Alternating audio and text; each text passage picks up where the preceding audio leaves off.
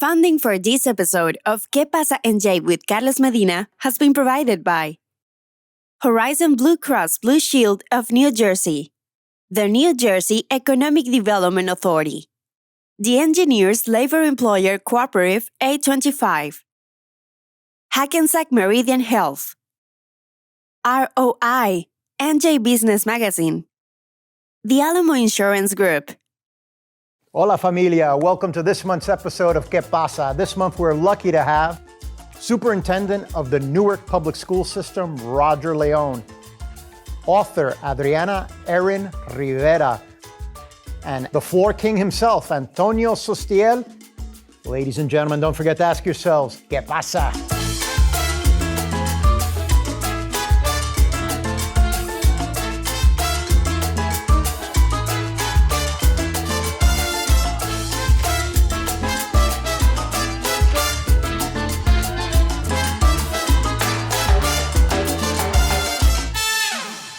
Our next guest is Superintendent of the Newark Public School System, Roger Leon. Thank you for joining ¿Qué pasa, Roger? Thank you so much for having me. Tell me about your family's immigration story and how that has shaped your values. My parents arrived in this country, my mom, dad, and my three older sisters in the mid-'60s. My dad had family here. All of my mom's family is still in Cuba. Even to this day, and originally lived in with an aunt in the Bronx.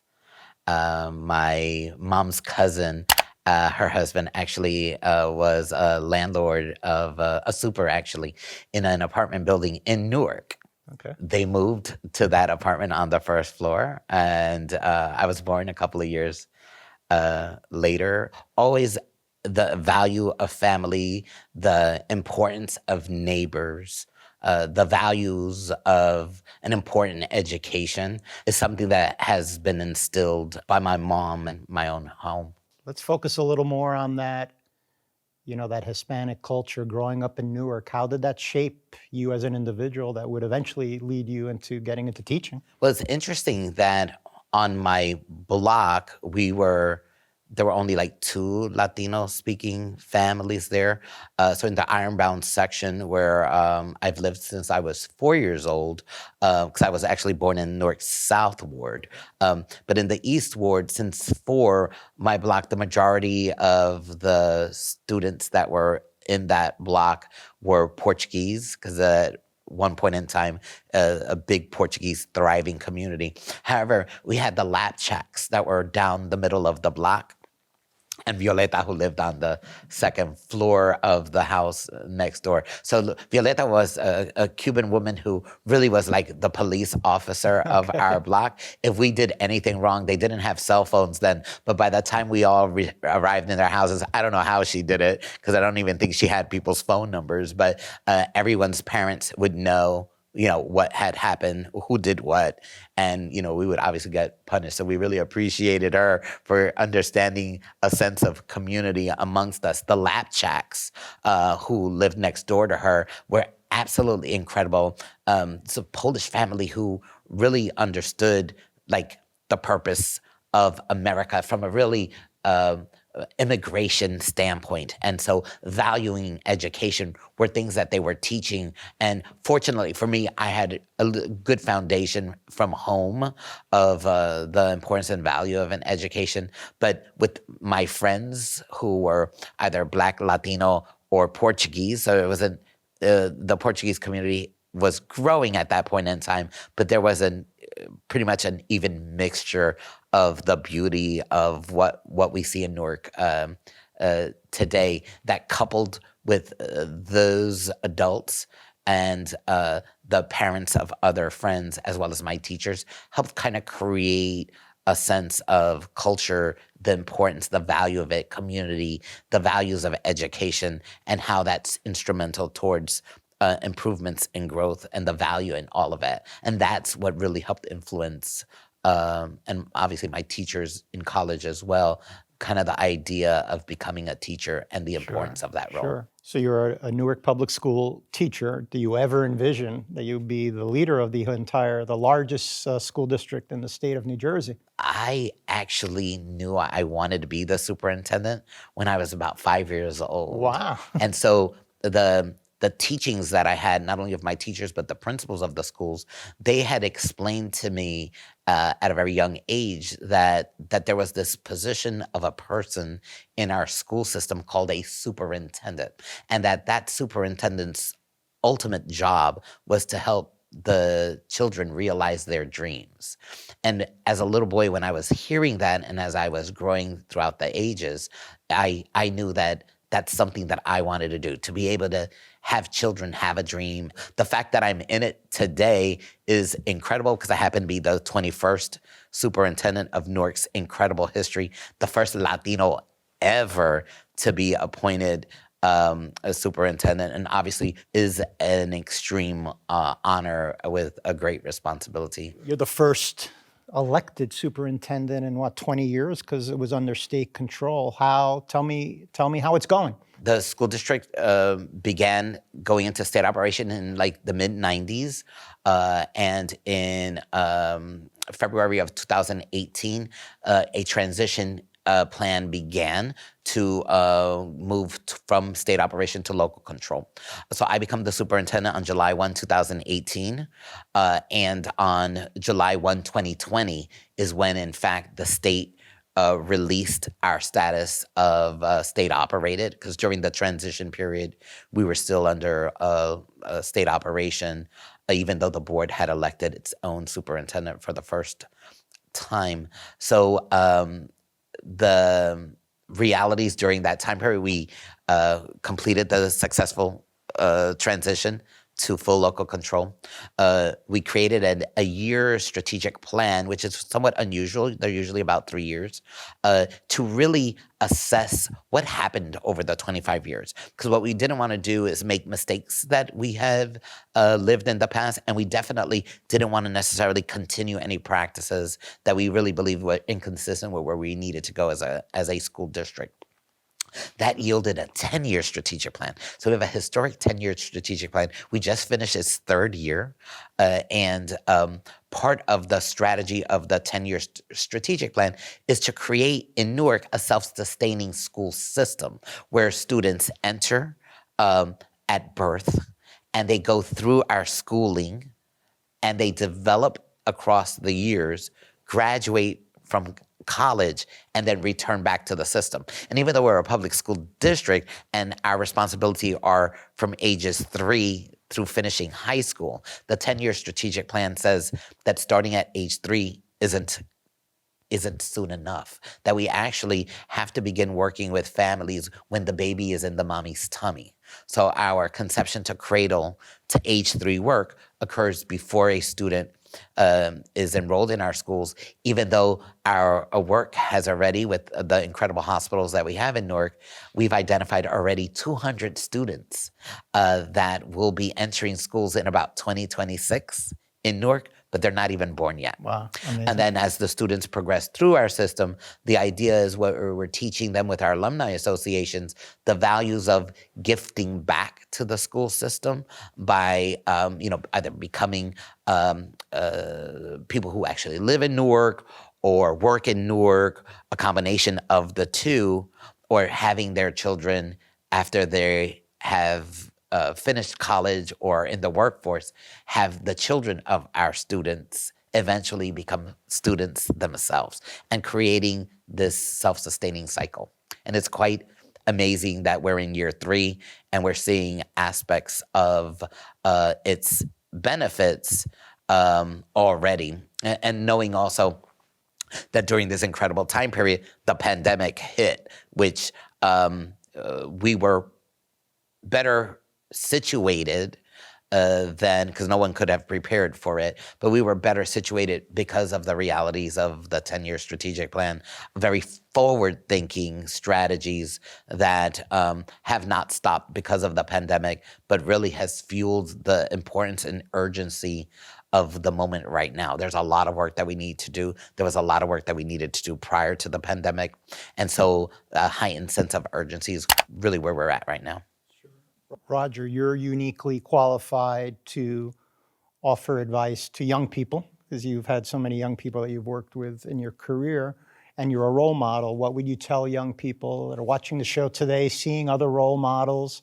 We need them to watch what we are doing because we need them to fix things that we err on. So they have to be mindful of what is occurring. They cannot be so isolated and unaware of the realities of the moment, because the only way that they're going to be able to fix it is by actually tackling them head on. And so they need to find an adult, a very trusting adult that they can consult with, that they can share what their thoughts are, somebody who's going to be able to guide them, and that relationship needs to really flourish beyond a one-time, one-year experience. So getting close to that adult, having that adult influence decision-making, and to be a consultant for them on problems that they believe are theirs alone. There's nothing that any of our young people can't accomplish. And the world is just waiting for them to become adults to do that. But they don't have to wait to be a productive citizen. They can actually do that right now. Sure. No, that's great. Thank you so much for joining us, and keep doing all the good things you're doing in Newark, not only for the youth, but for the community. Well, it's my honor to be here, and I thank you for the invitation. And up next, we have author Adriana Erin Rivera.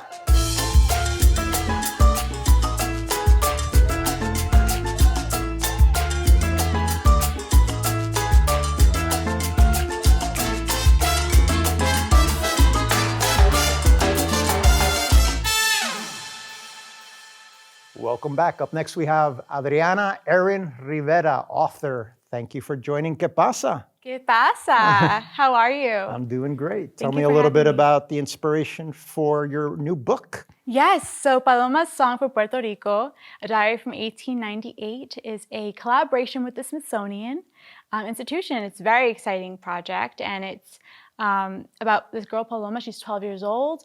She grew up on a finca, like a plantation in Puerto Rico, Ponce specifically, and it's all taking place in 1898.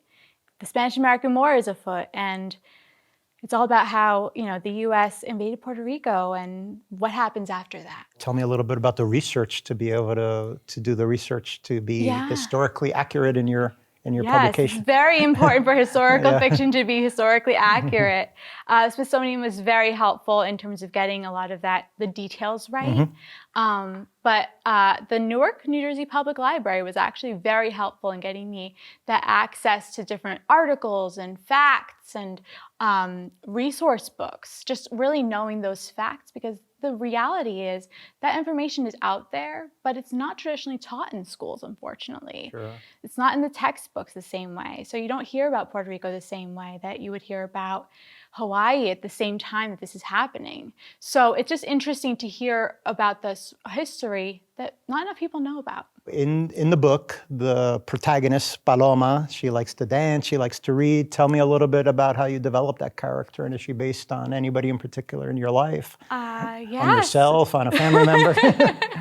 Yes. So when I was creating this character, I felt it was really important to have her have a creative outlet. So music is so important in the Puerto Rican culture, of course, as part of a lot of Latin American cultures. And I really wanted to make sure that was part of her character. So she sings, and her father plays the cuatro tiple, and they sing songs together, and she's writing a song throughout the whole story of the book. So that was a really important part of telling her story, and that's where Paloma's song comes from. I actually wrote an original song for the end of the book what is this song she wrote? So I wrote the song. Tell me about that process of songwriting. Who did you collaborate with? Yeah, so I am a singer-songwriter myself in my free time, I suppose. I was able to write a song really talking about, hear my island sing, and, le-lo-lai, and just singing those songs and hearing the coqui and the birds singing together, and that's how we come to hear our island sing. So this is a collaboration with Smithsonian. How did this come to be? Tell me how you hooked up with Smithsonian to work on this project. Sure. So I'm really lucky and fortunate to have really good friends in publishing. An author who I'm very close with, who's a professor at FIT, Richie Narvaez, who is a fantastic author, Puerto Rican author. He actually recommended me for this project. He said, I know who would be perfect for this one. And so the publisher reached out to me and sent them a whole package of, writing samples and my pitch for the story. They had a synopsis of what they wanted, and I had to build from that. And I really pushed that forward, and they loved it. So That's great. Smithsonian loved the story, so that was really great, and they loved it. Tell me why the diary format. What made you want to tell the story in that particular format? What were some of the challenges of that, and what are some of the advantages of writing in that particular format? Yeah, so it's in diary format, like you said. It was a challenge, for sure, in terms of telling that story with dates. There are specific dates, but the timeline is so specific, and I wanted to make sure it was very specifically accurate to this happened on July 25th. Okay, now how do we build back from that? And it was a lot of going back in time a bit, but telling her story and seeing how she develops every day is just a really fun process as a writer. So as a writer of Puerto Rican descent, what were some of the messages and stories that you felt you wanted to really, put in the book and what's the story or the message in particular that you're trying to tell the reader? Sure. So when I was a kid, I actually went to Puerto Rico a lot. My grandfather had a farm in Aguadilla. And I spent so much time as a kid playing on that farm with the goats and the chickens and the cows. I lived Paloma's life for a little bit in terms of the farm life for a couple summers, and that was amazing. So I really just wanted to bring that child's eyes look into Puerto Rico and tell the story from child's eyes, and using my own experience being, playing on the farm and naming every single goat there was. Just really having fun with that was a really big experience for me. So as somebody who has been able to publish your work and advance your career, what are some words of wisdom or tidbits you'd give to some of our viewers, whatever their aspiration and their career might be? I'd say that aspirational writers should read a lot. I read a lot of work and wrote a lot of different kinds of work before I even got to this point. I've written plays, like short play festivals. I've written short stories and songs and some like small books and things like that, just to really get my feet wet and really try to explore different mediums within writing and literature. Just write anything that makes sense to you. Write something that makes you feel like you're inspired by what you're writing. I feel that's really important, but read a lot because that makes you a better writer. Great. That's great advice. Thank you for joining us on ¿Qué pasa? Thank you so much. I appreciate it. Thanks for having me. And up next, we have the owner of Floor King, Antonio Sustiel.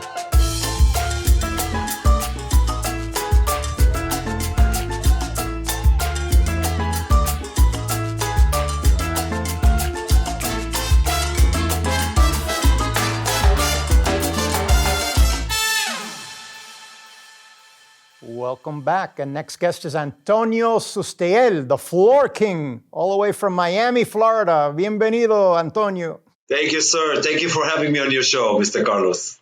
Antonio, as an immigrant entrepreneur, tell me, what advice do you have for other individuals also pursuing the American dream as you have so aptly been able to achieve?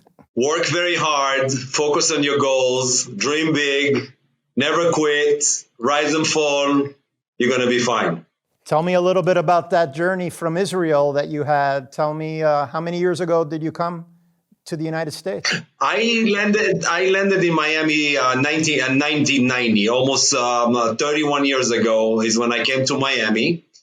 I arrived here with not too much money, worked super hard for many years, different jobs, did whatever I had to do, dreamt big, never gave up, and today I'm okay. Tell me how you're very well known for leveraging social media for success. Tell me how you've been able to achieve that. And maybe some of our audience members would like some tips on how you've leveraged social media so very well. I've started with social media pretty much in 2017 when I was featured on CNBC. CNBC called me a few years ago and said that they've been watching what I'm doing. I do a lot of philanthropy. I help a lot of people with needs. And I also had a successful business. They featured me on CNBC. That show went very well worldwide to a lot of millions of people. And from there on, organically, I opened an Instagram account and a Facebook account. And I noticed all of a sudden that I have a lot of followers. Or organically, today I have a few million people following me. But basically, on social media, you just need to be consistent. You need to be real, and you need to be yourself. That's the most important thing. You're going to end up making it good. Tell me a little bit more about your philanthropy, Antonio. It's always important to me personally to see when you make it, you have really a responsibility to give back to others. Absolutely. So I'm a part of the Habitat of Humanity nationwide. I've been supporting the Habitat for Humanity from day one in my journey in the flooring industry. We support the Habitat worldwide. In this part of my success, what happened is you start slow, you don't know where you're going. And when you start making it big, you're starting to understand that money really absolutely has nothing to do with all this. It's what's inside you. For me, my goals today is to help the community in Miami and to help people worldwide. So I'm creating some kind of foundation right now to build houses worldwide with the Habitat, with Techo, and with a lot of philanthropists to build houses nationwide and worldwide to support people that are really not doing well right now. Tell me, as an immigrant entrepreneur, what some of your largest challenges were here when you came to the United States, and how were you able to overcome them, Antonio? Many challenges when you come. First is the language. When I landed over here, I barely speak English. I had no papers. I wasn't even legal over here. Everything is 100% difficult. The journey at the beginning is completely hostile. You come from a country that you're used to the language, the food. You're used to your own speed over there. When you land over here, everything is completely different. I overcome all these challenges by being super nice to everybody, outwork everybody. You have to respect the system. You have to understand that you're no longer in your own country. You have to pay taxes on time. You have to just be a part of the American system, which is completely different. But if you dream big and you follow the rules over here, you can make it super big in this country. The land of opportunities is America. Yeah, often an entrepreneur's journey is being fearless. People don't realize the trials and tribulations of an entrepreneur.